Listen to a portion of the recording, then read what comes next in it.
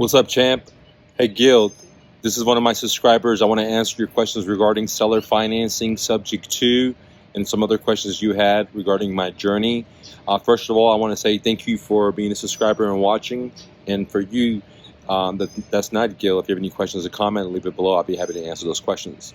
So the very first question you asked me, Gil, is since you can get a subject to without having capital, why don't I personally get one since I'm in the situation where I am today? And I'll love to answer that question. That's a very, very good question. So my question for you, Gil, is what is your favorite car? Leave it below.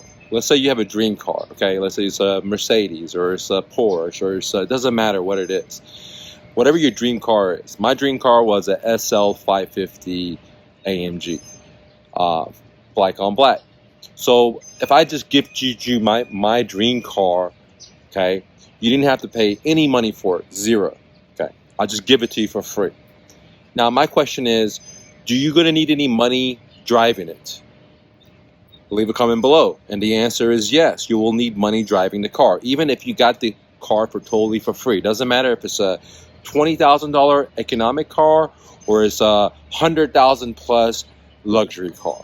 Okay, if you got the car for free, you will still need money to hold the car, maintain the car. What kind of money do you need? Well, as soon as you drive off, you're going to need gas, and gas costs money. It's not for free. As soon as you drive off, you're going to need to put that car into your name. So you're going to need pay for registration. You're going to need pay for the transfer of title. You're going to need to pay. You need to insure the property. You're going to need to pay for insurance.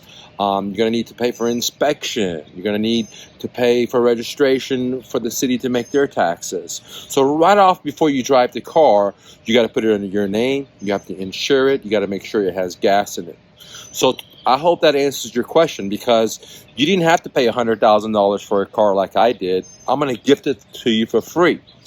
But does that mean that you got the car for free? Yes, you got the car for free. But does that mean that you don't have to have any money? No, you're going to still need money to take care of this car. What do I mean? Well, like I said, you're going to need to pay for all these fees to hold it, okay? Same thing with the real estate. Sorry, guys. Same thing with real estate. You know, let's say I find a deal subject to the seller's highly motivated. They're willing to deed me the property. I step into their shoes and I start making the monthly payments. Well, right off the bat, I'm going to need the monthly payments to make every month. Right off the bat, I'm going to need, if I don't live in the property and if I'm going to turn into a rental, then I'm going to need holding fees in case the property is vacant. I'm going to need money to advertise it. If I'm going to live in the property, then I don't have those two other bills, advertisement and holding fee, because I'm going to live in it. But I got to make sure I have the money to make the monthly fees. Okay. What if in a month or two the roof goes out? Well, I'm the one that has to be able to pay for that. What if, you know, I got to cut the grass or do the lawn care? Well, if I don't have the time to do it, then I have to pay someone to do it. What if the light bulbs go out? What if the sink starts dripping? What if the restroom gets clogged up? You know, and all these things as an entrepreneur and a landlord since 2006, you know, being a professional landlord, there's a lot of headaches and responsibilities that go with owning a rental property or owning a property. So I may not have to come up with the $200, $300, $400, $500,000 to buy the property. Just like in the car example, you may not, Gil, have to come up with $100,000 to buy your dream car because it's going to be gifted to you. However, you will be responsible for the gas, for the electric, for the insurance, for the maintenance, the tires, registration, title transfer, all that stuff. Same thing in its real estate subject too. Just because I can get a property with no money down does not mean that it's not going to cost me any money. Okay, I may get the property for free, but going forward, I got to make monthly payments. Going forward, I have to insure it. Going forward, I have to maintain the property. Going forward, if something breaks, I got to fix it. So that said, to answer your question, simply put, just because I can get a house for free doesn't mean that I'm not going to need any money. I'm going to require money. Okay, and because of my situation where I am today, I don't want to spend the money that I have on a liability asset, because even though a a rental property is an income producing asset that could be positive. If it's vacant, it's a liability. And so I need to have positive cash flow in businesses to cover that. And at this current time, I don't have that. That's why I would never buy a property and be responsible for it if I couldn't afford to pay for it, or if I didn't have a big sum of money as a cushion. Now, there's a lot of gurus that talk about you can buy houses with no money, and that is true. But they don't talk about what I just told you, that you're going to need money to maintain the baby, the property, the asset, while it grows up and gives you money. Even when it grows up and gives you money, there's going to be times where you're going to have to take care of it. That's just the name of the game, okay?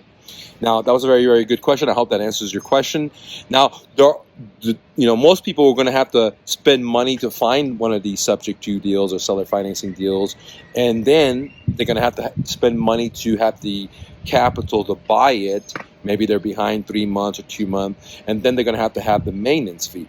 But in a situation where you get the property totally for free, right, then you don't have to do the advertisement, and you don't have to pay the arrears or the closing costs, but you will have to pay the maintenance fee. So you're just like even 2 steps ahead by getting it for free, but you're still going to have to pay something, okay? It doesn't matter what your exit strategy is. If you can do a fix and flip, if you're going to do being a landlord, what have you, okay?